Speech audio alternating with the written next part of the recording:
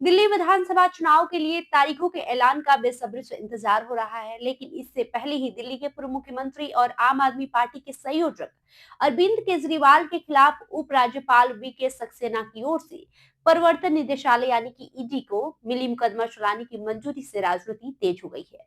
माना जा रहा है कि चुनाव से पहले केजरीवाल के खिलाफ इस कार्रवाई का चुनाव पर निश्चित तौर पर असर पड़ सकता है।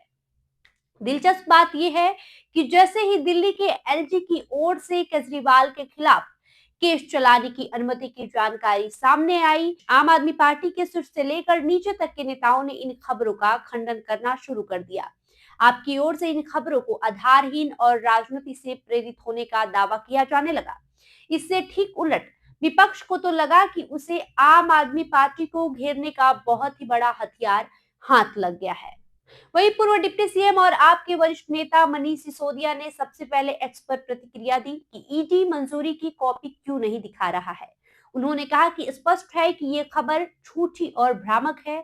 बाबा साहब के अपमान के मुद्दे से ध्यान हटाने के लिए बयानबाजी बंद करें और बताएं कि ईडी को मुकदमा चलाने की अनुमति कहां से मिली है। पार्टी सांसद संजय सिंह ने कहा कि अगर ऐसी कोई चिट्ठी है तो उसे सार्वजनिक किया जाए।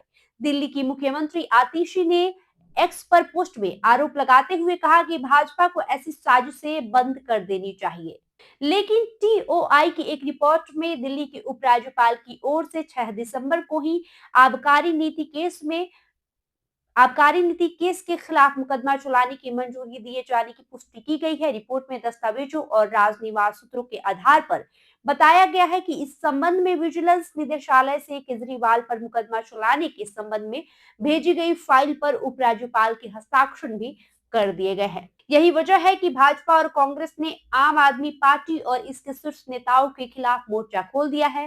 भाजपा नेता और नई दिल्ली से पार्टी सांसद बांसुरी स्वराज ने आरोप लगाया कि एलजी की ओर से पूर्व सीएम अरविंद केजरीवाल पर मुकदमा चलाने की मंजूरी मिलने के बाद से आप घबराई हुई है।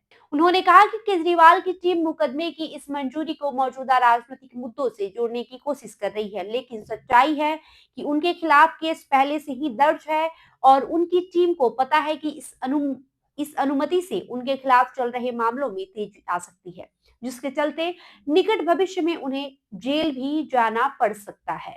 वहीं दिल्ली कांग्रेस के अध्यक्ष देवेंद्र यादव ने कहा कि केजरीवाल अपनी छवि पेश करने की बेकार की कोशिश कर रहे थे। एलजी की ओर से उनके खिलाफ मुकदमा चलाने की अनुमति से वो एक बार फिर से बर्बाद हो गई।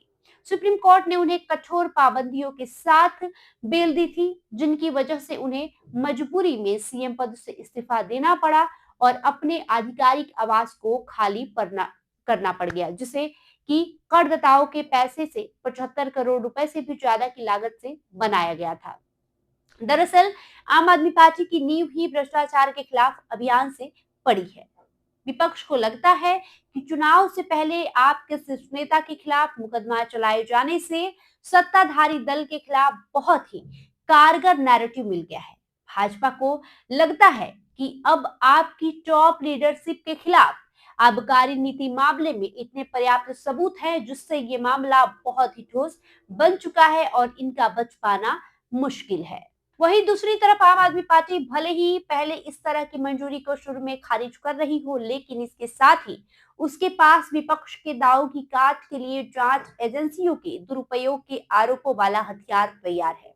केजरीवाल की पार्टी दिल्ली के मतदाताओं के बीच मुकदमा चलाने की अनुमति को सहानुभूति बटोरने के लिए भी इस्तेमाल करने की कोशिश कर सकती है कि ये बीजेपी की अगुवाई वाली केंद्र सरकार की साजिशों का नतीजा है। बहरहाल आपका इस खबर को लेकर क्या राय है, हमें कमेंट करके जरूर बताएं।